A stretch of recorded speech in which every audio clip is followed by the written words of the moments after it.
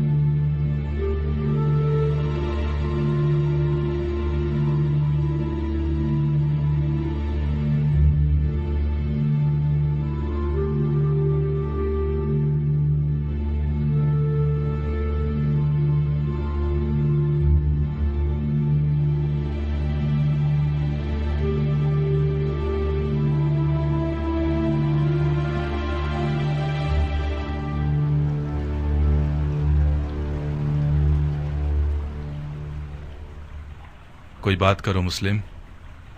مجھے مار دو گے یا امان دو گے؟ کیوں پوچھ رہے ہو؟ میں نے امان کے وعدے پر تلوار روکی ہے، ورنہ میں تسلیم نہ ہوتا. میدان جنگ میں مارا جانا میرے لیے زیادہ باعزت منزل تھی. ہاشمیوں کے سر اٹھانے سے خدا کی امان. اسیری کی حالت میں بھی رجس خوانی کرتے ہیں. یہ لوگ التماس کے لفظ کو تو پہچانتے ہی نہیں. ہم صرف خدا کی بارگاہ میں التماس کرتے ہیں. تو پھر خدا سے التماس کرو، شاید وہ تمہاری دعا سن لے اور مجھے تمہارے قتل سے روک دے. خدا سے طلب مغفرت کرتا ہوں. میں نے کہا تھا نا، ہاشمیوں کا غرور انہیں خدا کے آگے بھی التماس کرنے نہیں دیتا. تمہیں قتل کر دوں گا مسلم. میں جانتا ہوں کہ تم اتنے سخی نہیں ہو کہ اپنے دشمن کو بخش دو. میں اپنے کسی ایسے جاننے والے کو وصیت کرنا چاہتا ہوں جو اس وقت یہاں موجود ہو. بسم اللہ. اے ابن سعد، میرے اور تمہارے بیچ رشتہ داری ہے. میں تمہارے ذریعے ایک وصیت کرنا چاہتا ہوں، ایک راز کی طرح. میں کوئی اچھا رازدار نہیں ہوں، مجھے معاف کر دو. اے پسر سعد، مضائقہ مت کرو. یہ بات مردانگی کے خلاف ہے. تمہارا عزیز موت کے دہانے پر کھڑا ہے، اس کی وصیت تو سن لو.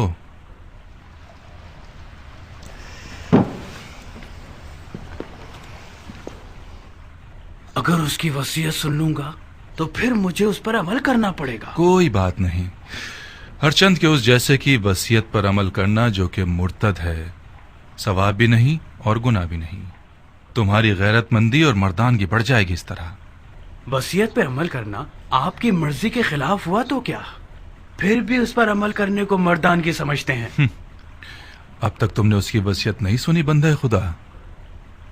اگر اس کی درخواست میرے ذاتی مفادات کے خلاف ہو، پورا کر دینا، کوئی بات نہیں. لیکن اگر اس کی درخواست شریعت مقدس کے خلاف ہو تو عمل نہ کرنا، اس کا کفارہ ادا کر دینا.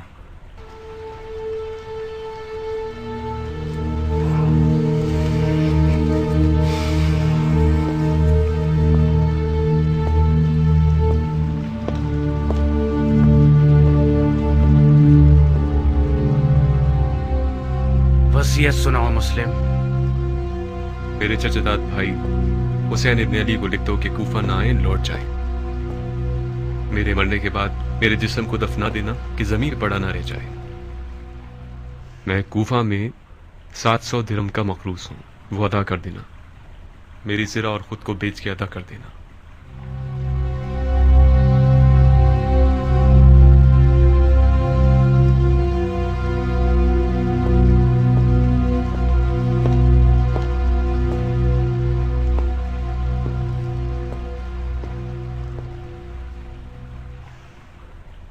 جانتے ہو وہ مجھ سے کیا چاہتا ہے؟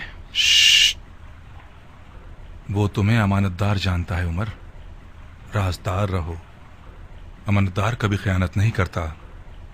ہر چند کے بعض اوقات خیانت کار شخص کو امین بنا دیا جاتا ہے.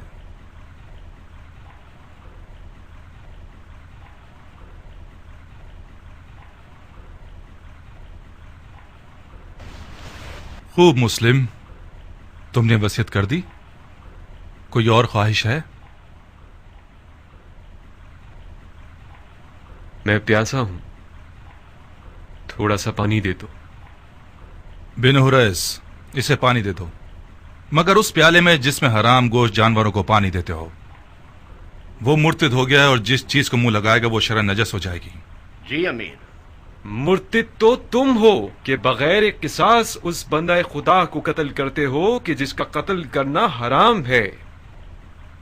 جو شخص صرف اپنے غصے اور سوء ظن کی بنا پر لوگوں کا قتل عام کرتا ہے وہ مرتد کہلانے کا زیادہ حقدار ہے۔ تم جیسے شخص کی سانس اور پسینہ نجس ہے جس نے اپنے دل کو ابلیس کا گھر بنا لیا ہے۔